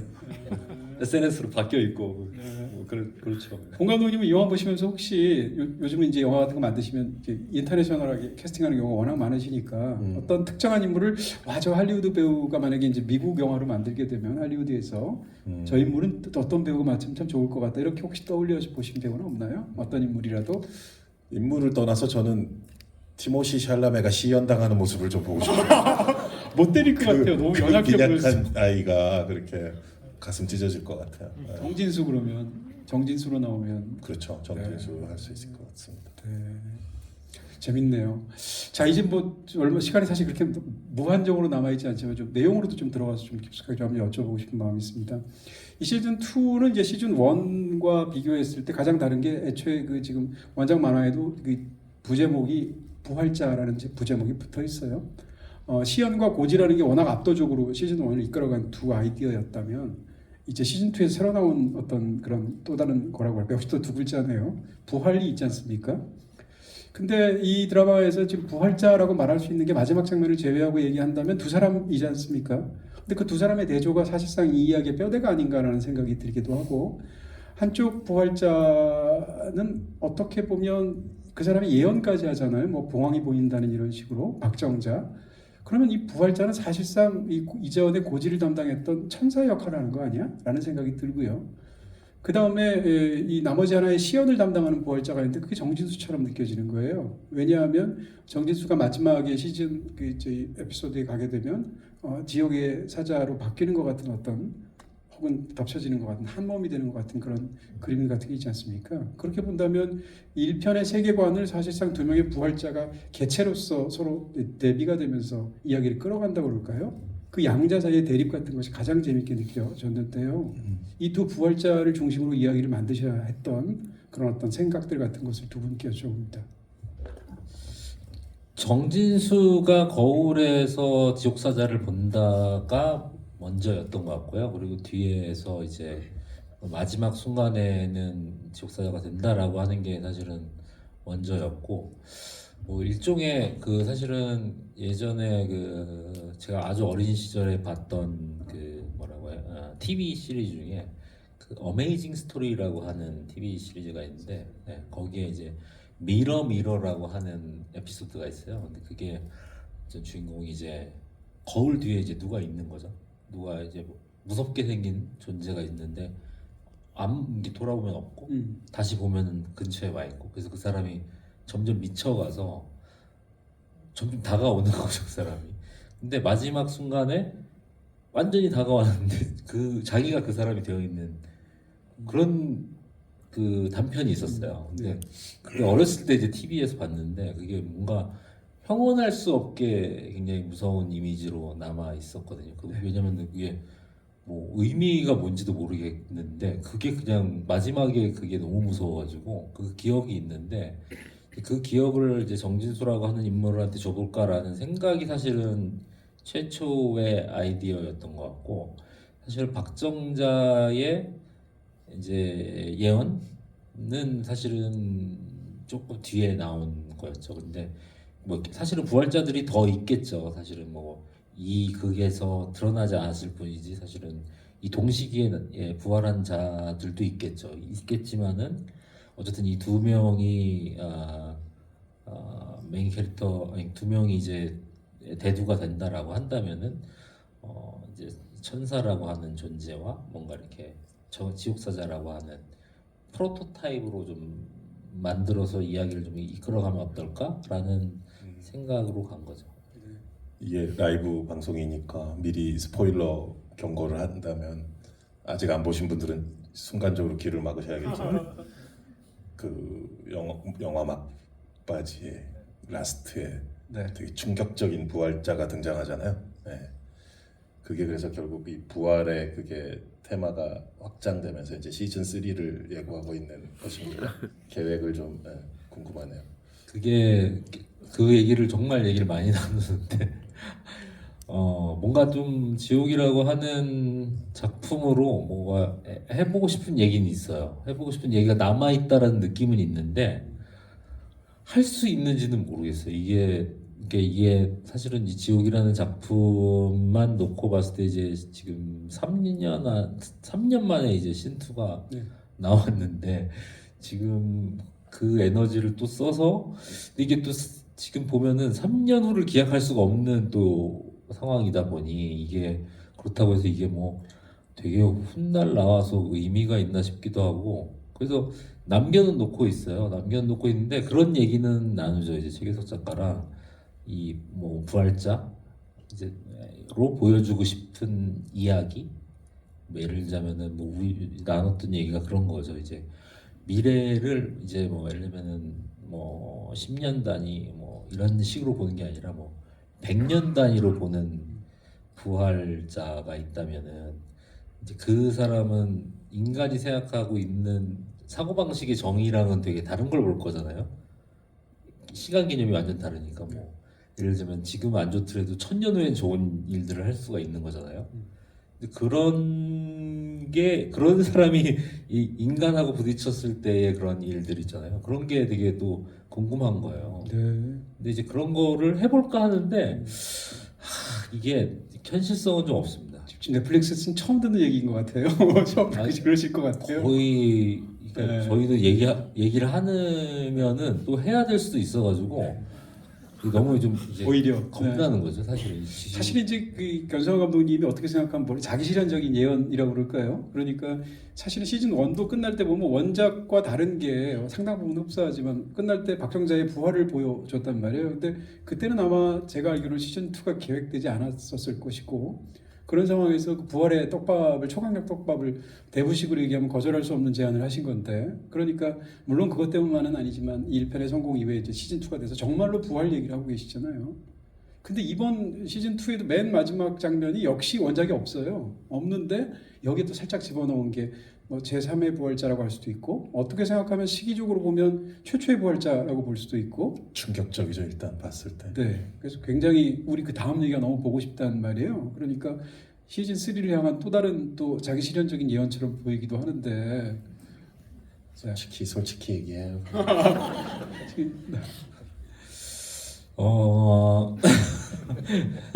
근데 이제 지옥 모르겠어요. 이제 만약에 안 하게 된다면 지옥이라는 타이틀을 가지고 작업을 시즌 3가 없거나 혹은 이제 더 이상 이제 지옥이라고 하는 타이틀로 뭔가가 생산이 더 이제 중지가 된다면은 한편으로 좀 섭섭할 것 같기도 해요. 섭섭할 것 같기도 한데 이거를 또 한다는 게 모르겠어요. 제가 한다는 얘기일 것 같다. 아 그렇군요. 역시 아니 감독이 그 영화 감독을 몇 살 때까지 할 수 있는 겁니까? 이게- 알프레드 히치콕 감독이 사이코를 만들었을 때 61세였습니다. 아 그러면은 할 수도 있겠는데.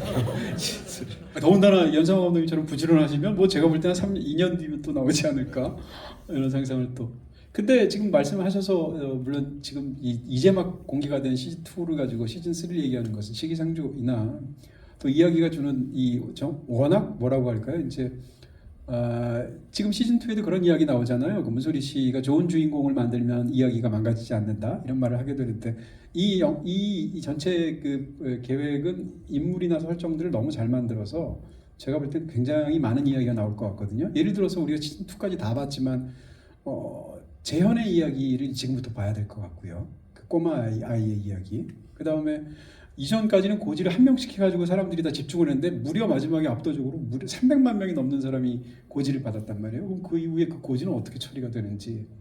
또 한 가지는 감독님이 끝까지 묘사 안 하실 수도 있겠습니다만 예를 들어서 우리가 부산행을 보고 굉장히 감탄하고 재밌어 했는데 그러면 한국 말고 외국은 어떤 거야? 라고 했을 때 전체 세계관을 그려서 다음 영화에 반도가 나왔잖아요.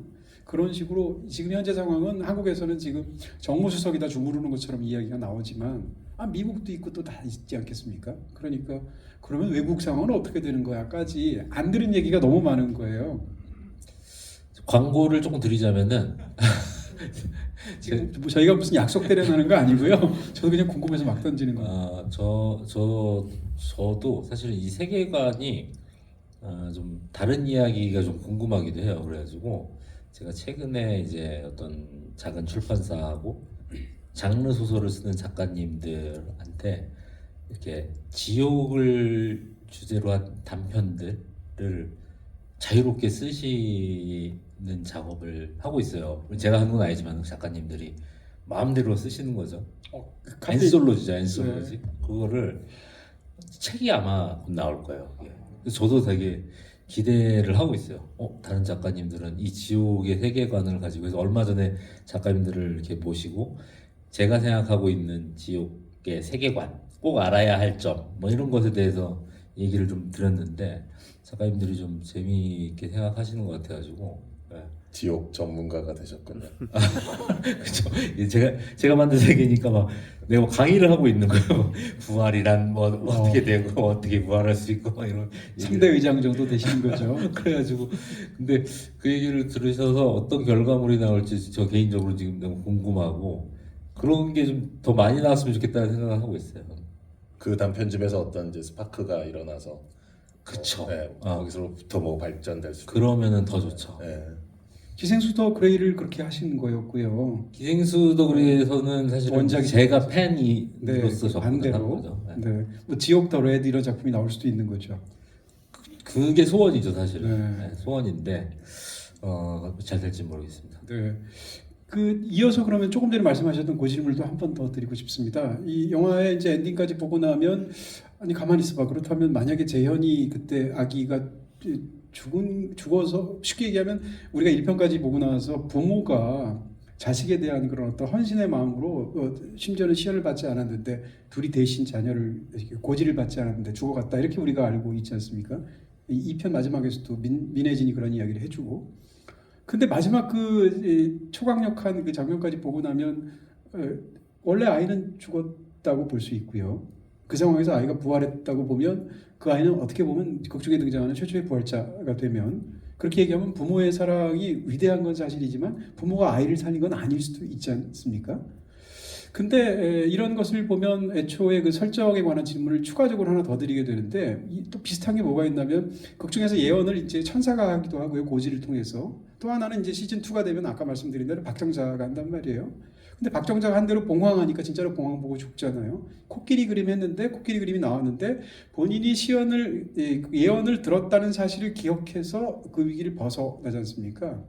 그러면 이것은 어떻게 보면 설정에서 어긋나는 사례를 굉장히 감동적으로 만들어낸 건데 이 창작을 하신 분으로서 이런 것을 인정하시는 건가요? 다시 말하면 우리가 이제 타임슬립 같은 것을 하게 될 때 과거로 가서 고치게 되면 그것이 또 다른 것을 망가뜨려서 이 패러독스가 생겨서 어떤 문제가 생기지 않습니까? 근데 이 영화 속에서는 그 적어도 민해진에 관해서 말씀을 드린다면 어차피 악인은 그러지 않았다는 것을 마지막 쇼킹한 장면으로 보여주셨고요. 민해진의 경우는 그러면 자기가 고지받은 상황 때문에 원래는 죽었어야 될 것을 살아난 건가요? 아니면 코끼리 그림을 봐야 되는 진짜 순간은 아직은 그게 아니라 한 번 더 있는 건가요? 그게 자율성 얘기하고도 관련이 있는 건가요? 시즌 1에 나오는? 전체적으로 저는 관련이 있다라고 생각을 하는데요. 일단은 말씀드리자면은 그런 것 같아요. 보면 어쨌든 이게 지옥사자가 갑자기 처음 등장하면서 시작을 했고 정진수가 그 상황을 가지고 어떤 이야기를 만들었잖아요. 근데 이제 관객은 사실은 그 이야기가 정진수가 만들어낸 이야기라는 거를 알게 됐죠. 그리고 이제 시즌 2에서는 사실은 이제 화살촉이 또 그 희생한 부모로 어떤 이야기를 만들어낸 거잖아요.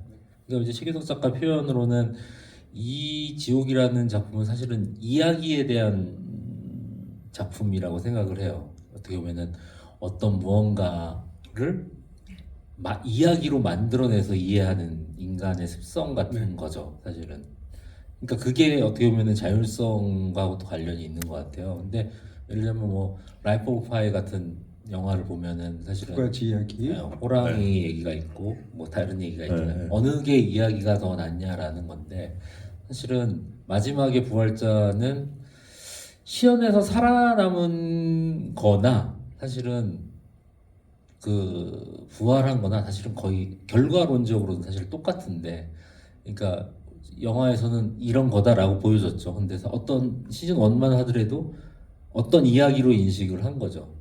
그 사실은 그러니까 그 실제와 받아들이는 이야기에서 사실은 저는 인간의 자율성이 선택이 될 수 있다라고 생각이 되거든요. 왜냐하면 인간이 알 수 없는 현상이지만은 얼마든지 여기서 나오는 되게 비범한 주인공들이 거기에 자기 마음대로 이야기들을 만들어잖아요. 사실은 그 이야기에 대한 싸움인 거죠. 그래서 그 마지막에 엔딩은 사실 뭐 여러 가지가 포함이 되어 있는 것 같아요. 사실은 이게 마지막에 만약에 다음 걸 한다면은 이 모든 거를 정리할 수 있는 이야기를 개발하는 사람. 근데 그 이야기가 그 전에 이야기를 개발한 자들이 만든 목적성하고는 다른 이야기여야겠죠. 그거를 상징하는 걸 수도 있고. 더 엄청난 스토리텔러가 이제 등장하게 되는 건가요? 이렇게 던져 놓으면 이제 최계석 작가님이 수습하셔야 되는 거잖아요. 옆에서 들으시면서 어떤 생각하시는지. 저는 설정을 수습하지는 않습니다. 저는 그 인물들의 말을 주로 좀 수습을 하는 편이라서요. 그래서 뭐 설정 같은 경우는 뭐 어쨌든 뭔가가 이제 어긋났을 때 이것이 실수에 의해서 어긋난 것인지 아니면은 이 정도 그러니까 그 설정이 굉장히 이제 빡빡한 작업물이 있을 것이고 어느 정도 이렇게 유동적인 그런 작업물이 있을 텐데 그 작품의 어떤 톤과 그리고 그 이야기 안에서의 그 설정에 살짝 어긋나고 뒤틀리고 하는 것 이런 것들은 그냥 동물적으로 이 정도는 괜찮은 것 같아라고 하는 저만의 선이 있고요. 그리고 뭐 연상호 감독이 대부분의 그런 주요 어떤 그 사건들을 배치를 이렇게 하기 때문에 그걸 보고 크게 문제가 없다 싶으면 저는 그냥 받아들입니다. 네. 두 분이서 오늘 서로 처음 알게 되는 사실들도 많고 그러죠. 조금 아까 그 얘기는 사실은 며칠 전부터 얘기를 나누고 있는데 살짝 이제 지금 뭐라고 해야 하나 몇 년 같이 하다 보니까 좀 약간 질린 상태. 이것보다도 지옥하고 계시록을 같이 했고 지옥 신투를 같이 했고 그 다음에 뭐 하나 같이 한 게 있는데 최근에는 이제 조금 거리를 좀 둬야 되지 않겠냐라는 얘기는 좀 하고 있어요. 아까부터 그래서 최계석 작가님이 눈을 안 마주치세요 지금 계속. 네. 이게 그 시즌 1의 그 마지막 장면 그 놀라운 그 반전이 그 시리즈를 다 찍을 때까지 저한테 아마 얘기를 안 했던 것 같아요. 그리고 그러니까 그 장면에 대해서 얘기를 안 한 게 아니라 그걸 넣겠다는 얘기를 안 했죠. 오늘 그동안 섭섭한 거 다 푸는 아니, 자리죠. 수습한 게 수습한 얘기가 아니고 넣었다고 하길래 나중에 그걸 어떻게 하려고 그러느냐. 어떻게 감당하려고. 그래서 시즌 2를 이제 하기로 했다는 거예요. 네. 그럼 지금부터 이걸 또 감당을 해야 되고 그리고 또 만화로 그려야 되지 않습니까? 이제 최기석 작가는 제 걱정은 지금 시즌 3를 또 그려야 되는가 그게 있는 거죠. 네. 그렇게 녹록하게 넷플릭스에서 시즌을 넘기진 않아요. 하진 않아요. 네. 아니 어쨌든 뭐 내용적으로만 말해보자면 이제 다시 한번 스포일링 경고를 하자면 어쨌든 그 아이가 태어난 지 얼마 되지도 않은 아이가 잠시나마 뭐 잠시건 어쨌건 그쪽에서는 뭐 영겁처럼 길 수도 있겠죠. 지옥을 보고 온 거 아니에요 그 애가. 그 또 확정자처럼 어떤 능력이 생겼을 수도 있고요. 이제 어떻게 감당하실 건지 이제 기대가 되네요. 이제 3편을 만드신다는 네네. 시즌 3를 만드신다는 네. 가정하에. 근데 원래는 사실은 그런 거죠. 여기 지옥의 모습이 조금 나오는 거는 사실은 정진수가 조금이 나오고 이제 박성자는 이제 자신의 얘기로서만 조금 묘사가 되는데 사실은 둘 다 보면은 좀 뭐라고 해야 될까요? 기억하고 좀 관련이 있는 것 같아요. 개인들이 가지고 있는 기억하고 관련돼 있는 뭔가를 가지고 갔다 오는 느낌이지 사실은 영 상관없는 거하고 갔다 오진 않거든요. 이제 뭐 일종의 번뇌 같은 거겠죠. 근데 그 마지막에 되게 빨리 갔다 온 거잖아요. 그 실제 인간의 시간으로는. 음방 같은 예. 거. 근데 그 아기가 거기 설정에서 태어난 지 얼마 되지 않았기 때문에 사실은 번뇌라고 하는 게 사실은 존재하기가 되게 힘들었겠죠, 사실은. 뭐 그런 생각은 가지고 있었어요. 근데 그 아기가 그러면은 그 아이는 지옥을 지옥으로 느끼지 않았을 수도 있잖아요. 그럴 수 있죠. 되게 순수한. 그게 되게 또 섬찟할 수도 있을 것 같은데. 그래서 그리고 아까 얘기했던 뭔가 되게 다른 뭐라고 해야 하나 다른 윤리관을 가지고 있는 인물이 될 수도 있겠다라는 생각을 했어요. 그 지점이 되게 무서운 지점인 것 같아요. 네. 그게 바로 이제 시즌 3 같은 데서 보고 싶은 가장 핵심적인 이야기 중에 하나인데 어떻게 생각하면 중세 시대에 사실 이제 연옥이라는 게 발명됐다고 역사학자들이 말을 한단 말이에요. 그 전에 없었던 관념이. 그 가장 중요했던 이유가 유아 세례를 받지 않은 아기가 죽었을 경우에 이 아이는 천국에 갈 것인가라는 신학적인 문제가 있는 거예요. 그랬을 때 세례를 받지 않은 사람은 다 지옥 가지라는 것이 가톨릭의 관념이었기 때문에 이제 막 태어나서 죽은 아이는 지옥을 가야 되는 거예요. 근데 이것을 받아들이기가 굉장히 어렵지 않습니까? 이 관념 속에서 만들어진 것을 보통 연옥이라고 말을 하거든요. 그렇게 본다면 이 아이는 어떻게 보면 지금 그 사례랑 딱 맞는 사례처럼 보이고, 그러니까 이 아이는 이 영화 속에서는 적어도 그 사건을 경험한 사실상 유일무이한 인물이란 말이에요. 다른 인물들이 시험받은 것하고는 엄청나게 큰 차이가 나죠. 고지를 받은 것하고는. 그러니까 이 인물의 얘기가 너무 궁금한 거죠. 시즌 3를 만들어 달라는 팬의 얘기입니다. 저기 넷플릭스 관계자분들께서 좀 이걸 강력하게 좀 생각을 해주셨으면 너무 좋고. 저 정도로 또 솔라 트레인 나왔으면 솔라 트레인 나와야 되는 거 아니에요? 이제 또. 그런데 장난감 출시됐으면 네, 이것도 약간 저걸로 해가지고 또 굉장히 프랜차이즈로 해서 또 이렇게 확장할 수 있는 아주 좋은 방식일 텐데 솔라 트레인 장난감 팔고 뭐 이러면요.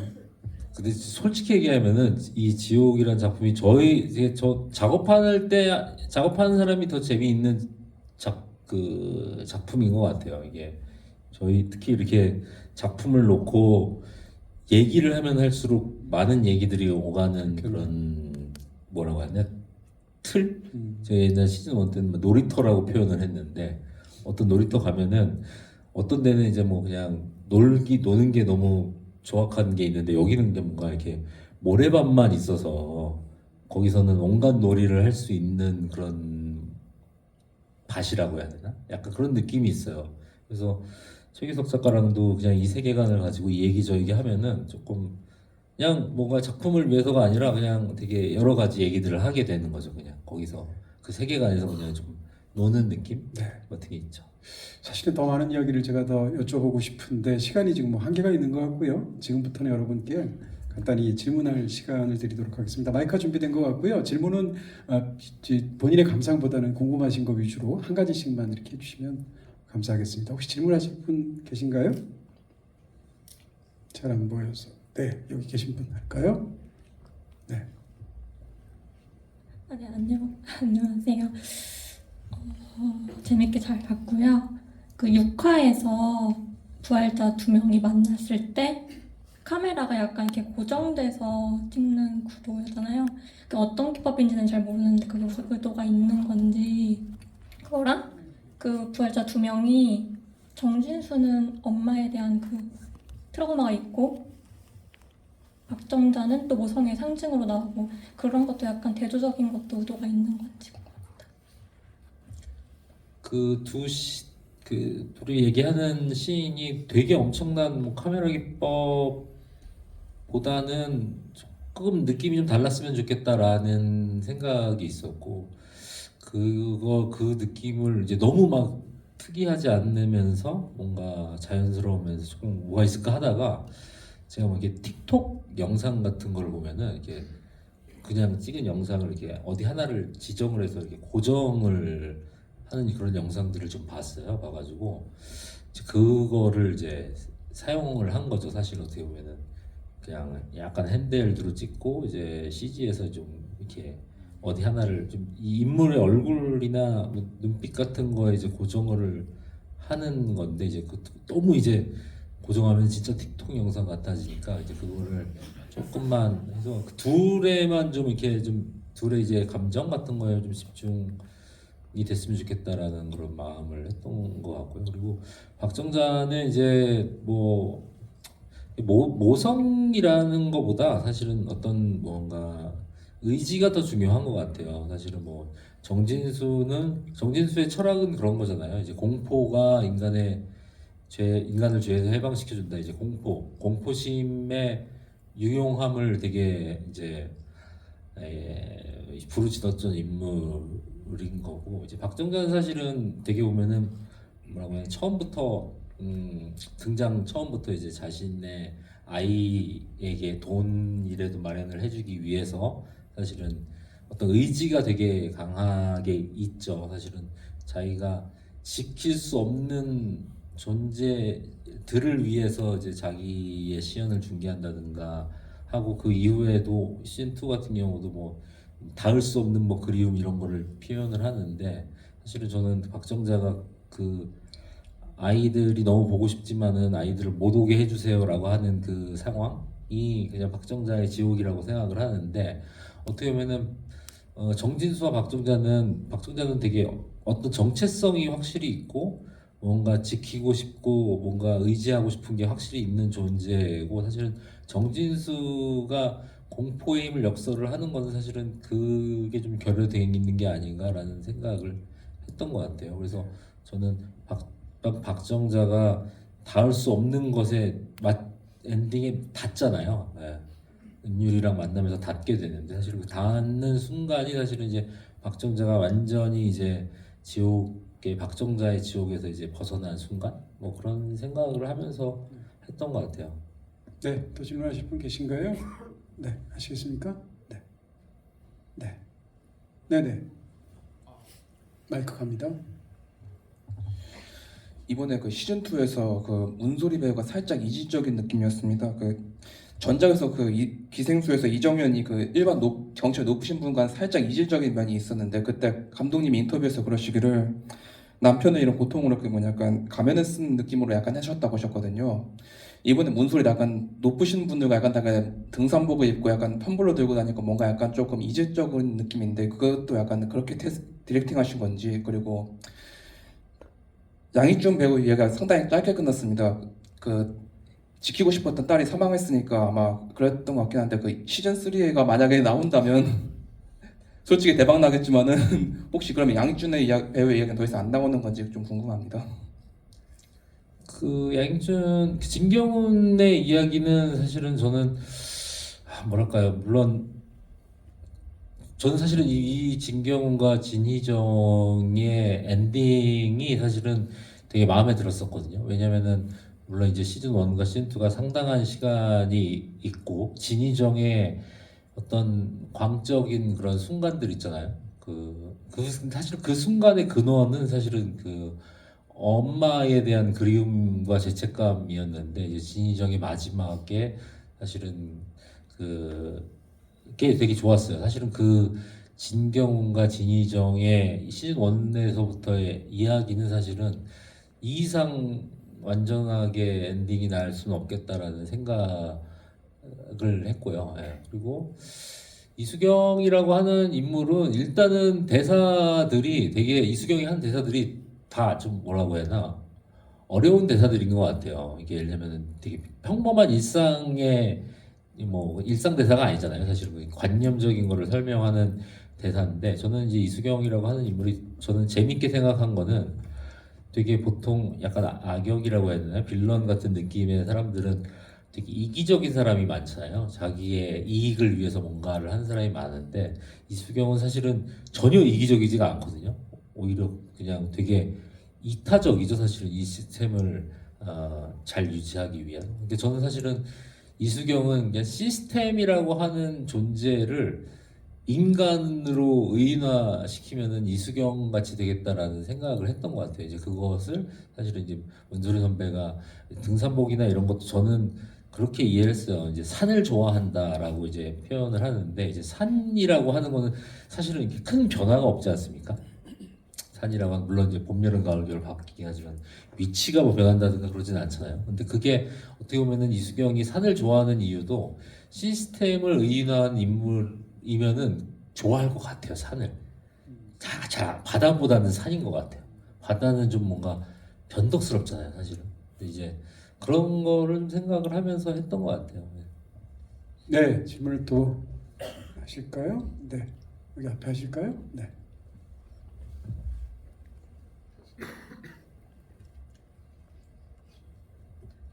그 문근영 배우님이 하신 햇살반 선생님 역할을 의상을 한복을 위주로 입히셨잖아요. 특히 그 시연 당할 때 마지막 장면에는 그 원삼을 입히신 혹시 이유가 있으신지 궁금했어요. 사실은 원래 이제 만화책 작업할 때는 사실은 이렇게 뭔가 사제복 같은 거를 이렇게 입고 있었는데 이제 그게 조금 거기 만화책에서는 되게 그런 식의 어떤 화달촉에 되게 특별한 사람들이 여러 명 나오고 그 중에 한 명이 햇살반 선생님인데 여기서 이제 그런 거보다 햇살반 선생님이 되게 중심이 되다 보니까 좀 더 화려한 뭔가를 좀 만들고 싶어서 이 의상팀이랑 얘기를 했고 이제 제가 생각한 거는 화달촉들이 조금 이렇게 원시 종교의 사람들 같은 느낌이 좀 들었으면 했어요. 그래서 이제 좀 메이크업도 하고 그러는데 사실 이 메이크업이라고 하는 게 이게 원시 시대 한국의 원시 시대를 우리가 지금 잘 모르잖아요. 모르다 보니까 이게 원시 시대의 분장을 잘 못하면은 뭔가 이렇게 남의 나라의 문화를 갖다 쓰는 것 같은 느낌이 든단 말이죠. 이제 그래서 저희가 이제 그런 느낌을 안 들게 하기 위해서 사실은 좀 그 한복이라든가 이런 이미지들을 좀 넣으면서 그쪽 방향으로 좀 발전을 시켰던 것 같아요. 네, 질문을 끝까지 받았으면 좋겠습니다만 이제 시간이 거의 다 돼서 마지막 질문을 드리고 오늘 순서를 마치도록 하겠습니다. 너무 죄송합니다. 정해진 시간이 있어가지고요. 이제 뭐 마칠 시간이 다 된 것 같은데 사실 연상원작 감독님은 이 영화를 포함해서 너무나 왕성하게 많은 작업을 하시는데 그 중에서도 지옥이라는 작품이 지금 뭐라고 할까요? 본인의 그 필모그래피 전체까지 활동해서 어떤 생각을 가지고 계시는지 어떤 의미로 남아 있는지 그런 마지막 질문을 드리고요. 최규석 작가님께는 지금 이걸 보시고 이제 마지막 오늘 이런 또 행사를 하시게 됐는데 일반적이지는 않지 않습니까? 집일 이렇게 하셨을 때 작가님이 나오시는 그래서 이 모든 일들을 다 끝내는 상황에서 어떤 마음이 드시는지 감독님께서는 사실은 봉준호 감독님 오시면 정말 어떤 감독이든 천군만마를 얻은 것 같은 느낌이 들 텐데 이렇게 특별히 나와주신다는 것 자체가 이 작품에 대한 어떤 특별한 생각이 있으셨을 것 같아요. 그런 간단한 이야기를 해주시면 마무리 짓도록 하겠습니다. 사실은 제가 애니메이션을 하면서 그냥 아주 미약하게나마 이제 사람들한테 주목을 받았던 작품이 사실은 이제 지옥이라는 작품이었어요. 사실은 대학 다닐 때 만들었던 작품이죠. 근데 그걸 가지고 지금 이 나이가 먹을 때까지 사실은 그 뭐라고 해야 되나, 그 처음 시작할 때 그런 얘기를 했던 거예요. 최기석 작가한테 이제 뭐 내가 지금까지 생각했던 작품들 아이디어 중에 지옥이 제일 나은 것 같다라는 얘기를 최기석 작가한테 하고, 그래서 사실은 지옥을 했던 거였는데 어떻게 보면은 이게 넷플릭스라는 데를 통해서 사실은 시즌 2까지 작업을 하게 될 줄은 사실은 전혀 몰랐는데 하다 보니까 점점 더 뭔가 이렇게 재미있어지는 것 같아요. 이 지옥이라는 작품을 가지고 작업을 한 게 재밌게 작업을 한 것 같아요. 그리고 개인적으로는 이제 최기석 작가하고 사실 친구랑 작업을 같이 한다는 게 사실은 쉽지가 않거든요. 사실은 이게 엄청 싸웁니다. 엄청 싸우는데 작업을 좀 길게 하다 보니까 요새는 좀 싸우지도 않고 심지어 말도 잘 안 해요. 그게 진짜 위험한 거예요. 말도 잘 안 하고 회의도 안 하고 요새는 그런 것도 되게 좀 재밌고 즐거운 작업이었습니다. 마무리가 어떻게 된 거죠? 이걸 어떻게 말을 받아요? 안 한다는 걸로 끝났네. 아니 뭐 말을 안 한다라는 거는 이제 주고받을 말이 많이 줄어든 건 맞아요. 맞아요. 그런 그런 거. 초반에는 야 이게 되냐 막 그러면 또 막 설명을 하고 막 이렇게 하는데 이게 어쨌든 같은 세계관으로 오래 공유를 하다 보니까 네. 짧게 말을 해도 이게 속도가 빨리 나는 거죠. 네, 그렇습니다. 뭐 그런 게 있고요. 그리고 어쨌든 제가 저도 이제 어릴 때 좋아했던 작품이고요. 윤상호라는 인물을 그 전부터 알고는 있었지만 그렇게 친하다는 느낌을 받고 있지는 않았었어요.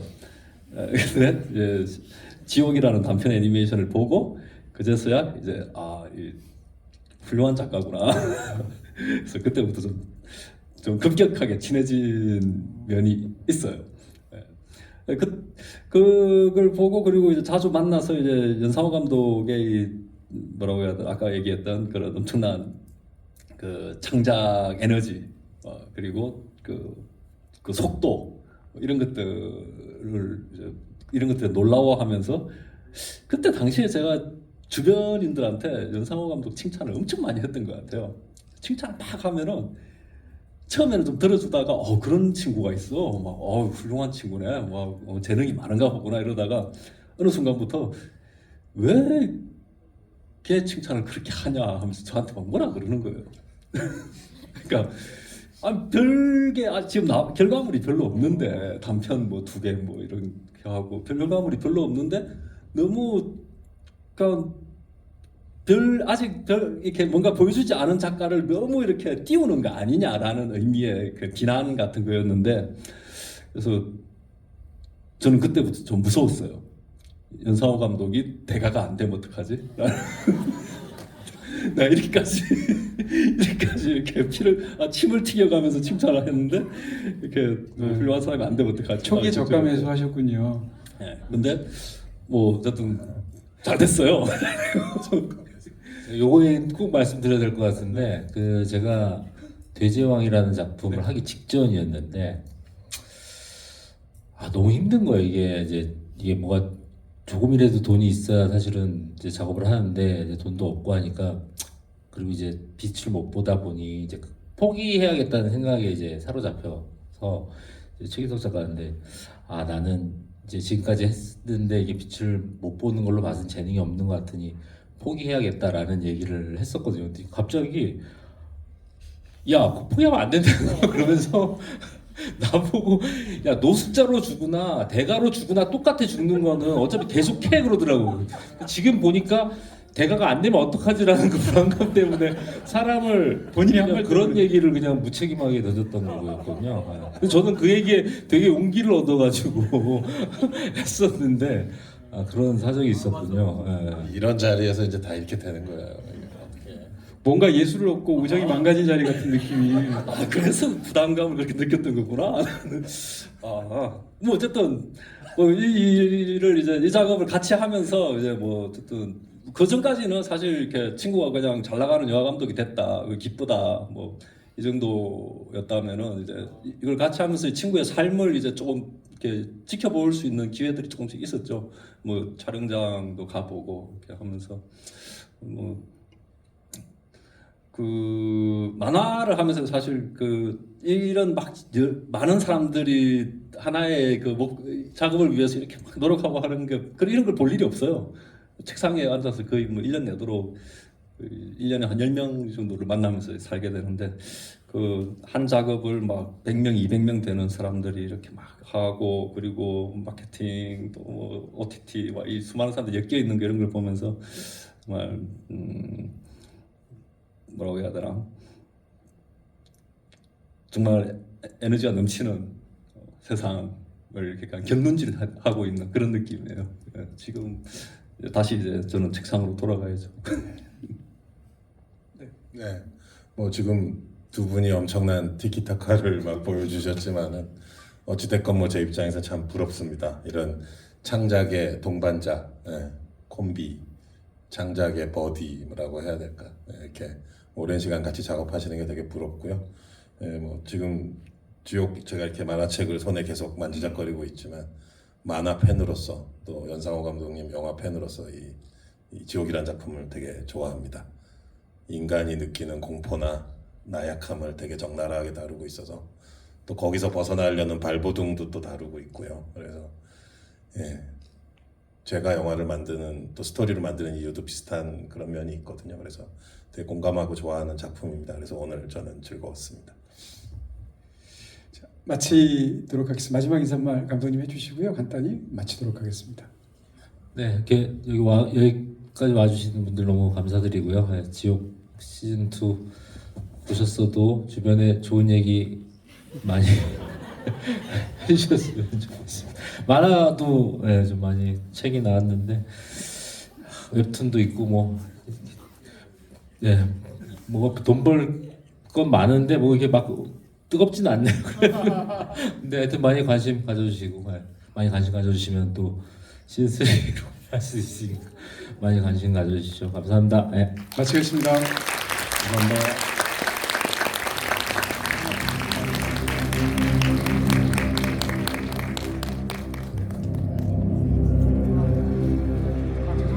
죄송합니다. 사진 촬영이 있고요. 감독님 세 분 함께 돌아서시면 오늘 촬영이 있습니다. 조금만. 네.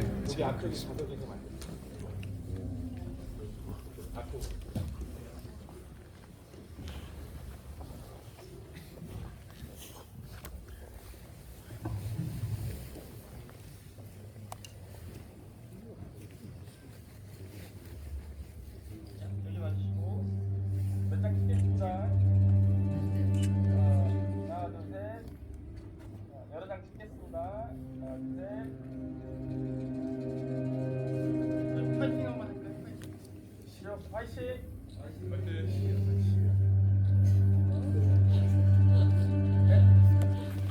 감독님.